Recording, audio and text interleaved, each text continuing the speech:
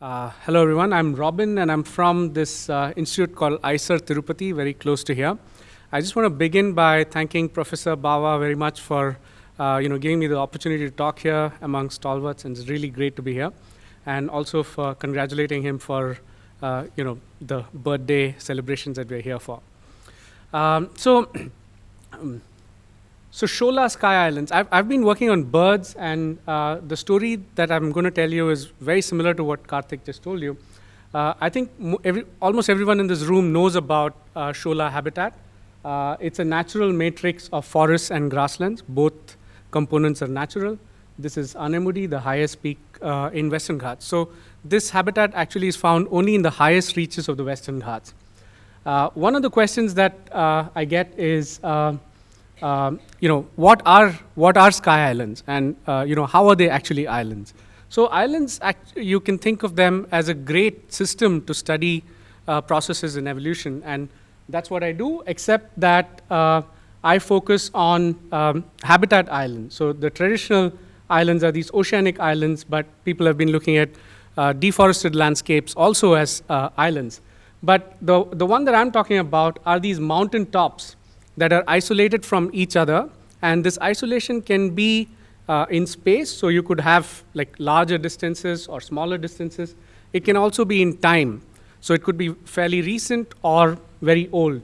And of course, most of you don't need an introduction to the Western Ghats, but what's important is that the area that I'm going to talk to you about is the southern Western Ghats. So these are south of Goa, where you have this important barrier, Palghat Gap.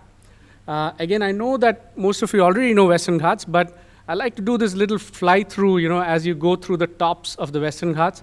It actually gives you a very nice bird's eye view, let's say, but I don't think a bird is going to fly exactly this way. So this is the southernmost area, the Shambu Hills, and the Shenkota Gap is here. It's the first very narrow pass, and this rises up to mountains here. And you can see the high wavy hills here, and the eastern area is very dry. You can make that out. And as these hills go further north, there are the tea estates of Munnar. Anemudi is over here. You can see the Shola grasslands. This plunges down into this 40-kilometer deep and wide valley before rising up to Nilgiris. And on the Nilgiris, again, you find the Shola habitat with the grasslands and forests. This extends quite a bit the other way, but we're not going there. There's a Chalayar Valley, which is a small river valley here. And north of that valley, actually, most of the mountains are very small and isolated, almost like small peaks, very narrow peaks. So most of the story that I'm going to tell you is about how birds are impacted across this landscape. So you can imagine that isolation can happen, you have a few habitats of species that are isolated from each other. But the common idea, the common notion is that birds can fly. So, just as we heard from Karthik. So that dispersal or movement across such habitat fragments should not be very difficult. But that is, in some ways, this idea of these large birds that, this is kind of drawn from. But the question is, how much isolation can a species kind of really take? And at what point do different kinds of species start getting impacted by isolation? And in reality, isolation may actually be a network which is connecting various habitats. It need not be the way it's caricatured here. So the Western Ghats gives us a great opportunity to study this, because all the areas in brown are these high elevation mountain tops, isolated from each other. High elevation is about 400 meters. And some very quick things to note is that there are these two large mountains, the Nilgiris here and the Anamalai Palni Hills here. Apart from that, most of the mountains are really small, isolated hills. And another interesting part to this story is that a large part of these mountain tops, these sky islands, are already kind of modified, deforested, modified in some ways. So there are other ways of isolation that already exist. One of the questions to the last session was along those lines. So Of course, the Shola habitat, everybody knows, is very wet and cool habitats on the tops of these mountains. It's a tremendous source of water. To most of the South Indian rivers originate here. But what we did for this study, this is another way you can look at the Western Ghats. It's a cross section. It's a slice across the Western Ghats, very similar to the one that Karthik showed. And the southernmost parts are here. North is here. This is Goa. And you can imagine that, from the first speaker, Vandana was talking about all the, the volcanic activity that is in the north. So in the south, you have these high elevation, really tall mountains. So that goes up to around 2,500 meters. So there are only a couple of things I want you to note here. The red arrows indicate those deep valleys. So you can see that Palghat Gap is a really deep valley, but it's also slightly broader than the Shenkota Gap. And the Chaliar, which is this here, is a shallow and not so wide valley. And based on this, we grouped these mountain habitats into 4 categories, 4 areas, A, B, C, and D. And we wanted to simply kind of try and see, collect with genetic data, try and see what kinds of birds are connected across these landscapes. So you can imagine that a simple scenario, if you think of birds being able to disperse everywhere, is that all the population should be connected. So you would have a tree like that, and increasing complexity depending on number of barriers a species is impacted by. And this case, all 3 barriers contribute to genetic diversity. So what we did was we went to these mountaintops and we studied, we sampled actually most of the mountaintop birds. What you see here are the endemics. Here it's important to say that the Shola habitat, the Sky Islands, do not really have a very high species diversity, but they have a high proportion of endemism. And this is along the lines of Karthik's talk again, that there are a lot of relict lineages here. So here, I just want you to note that there are species of various kinds of ecology. You have generalist birds like red-whiskered bulbul, and very small understory insectivores like the black and orange flycatcher, and large birds like the Nilgiri wood pigeon. Okay, so you can imagine that actually the abilities to navigate this landscape will be very different. And what we did was, along with my collaborator Vishnu and several others, we went to these mountains, captured these birds, and collected 1 drop of blood from them, which we brought back to the lab and collated a lot of genetic data. So I'm not going to show phylogenetic trees here, but this, let me just remind you that this is again a cross section of the Western Ghats. A single, an unbroken line implies that there is genetic connectivity all across the landscape. So all the A, B, C, and D, birds are perhaps able to move across the landscape. So 14 of the 24 species that we looked at, that's what happened. But what's actually interesting is that, it's a little bit, So 10 of the species that showed a phylogeographic barrier impact was at the Palghat Gap. And this was followed by Shenkota Gap impacting fewer species and the Chaliar impacting even fewer species. So this is actually very interesting. So if you were to think of the most important barrier in the southern Western Ghats, then that is Palghat Gap, right? And you can see this in this graph. This just shows that the blue is the Palghat Gap and the yellow is the Shenkota Gap.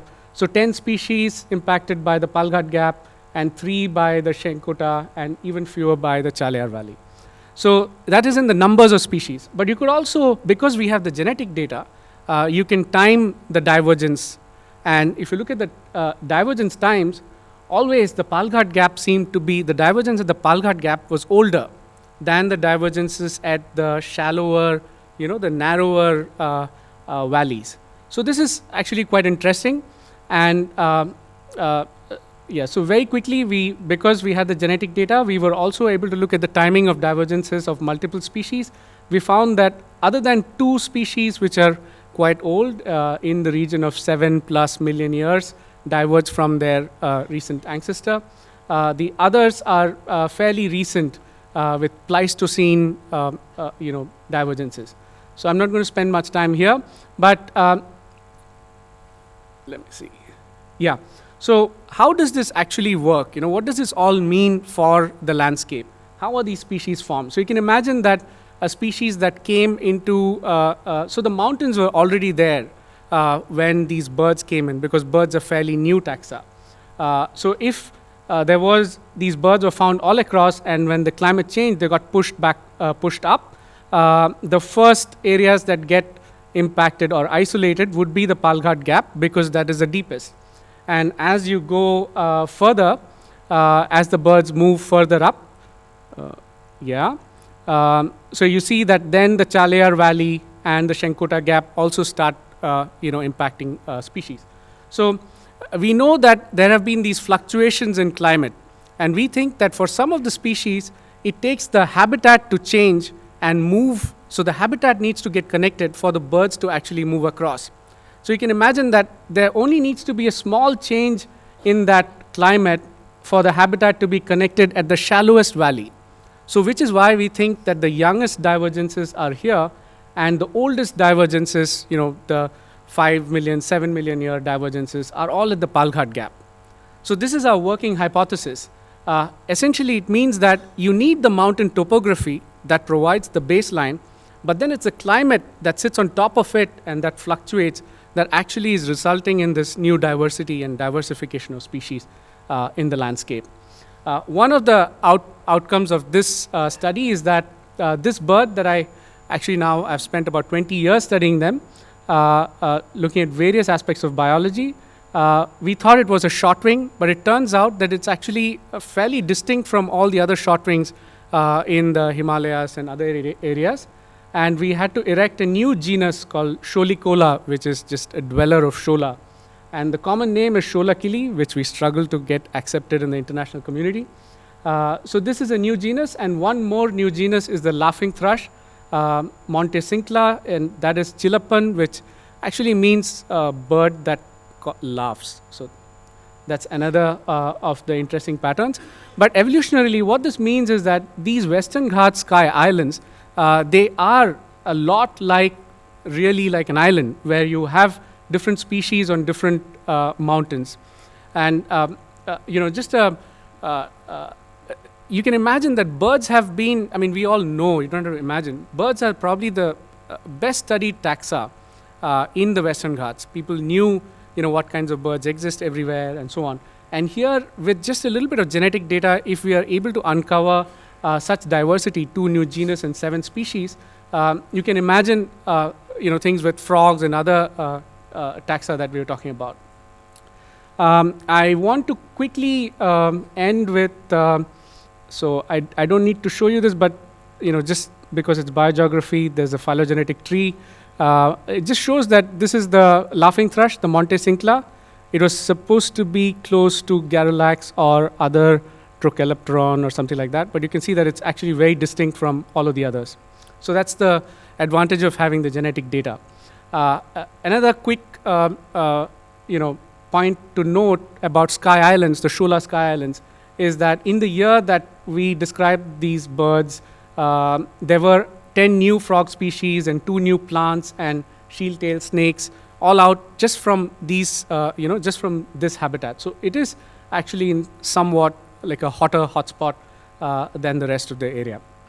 Okay, what I'm not going to talk to you about today is that because of the fragmentation in the landscape, there has actually been a lot of genetic impacts on these birds. And we have done this for one species where we find an impact of fragmentation on reduced gene flow. Contemporary gene flow is impacted across this landscape. We've also been using another marker, which is birdsong, to look at differences. And of course, we find that a lot of the mountains, different mountains have different songs. This is just like cultural variation, and that is expected. But what was not expected was even across the deforested landscape, we found differences in bird song. So that was actually quite remarkable, and we continue to explore that. And what we are trying to do now is expand from the southern Western Ghats to the rest of the peninsular India. And we started this by first looking at races of birds. So birdwatchers are actually very good at spotting very minute differences in birds. You say, okay, in this location, there's a little red patch, and then if you go somewhere else, that patch is not there. So what we did was, for about 300 species, we looked at where are those, where do these differences coincide? And we find that the biggest such barrier here is north of Goa and another at Godavari. So that means there's a lot of turnover that is happening of races over here. And all of these are other areas with turnover. So what we plan to do is, along with students and a team of people, Naman, who's here, we have just started collecting blood samples of birds from all across this landscape. Just a quick note that in that previous map, Palghat Gap, which I just spent a lot of time telling you was the most important barrier in southern Western Ghats, actually does not turn out to be one of the most important ones at this scale. So what this means is that there is a lot of biodiversity to be discovered, even in birds across the broader scale. And that's pretty much what I have to say. So thank you again. Thank you for this opportunity to talk here.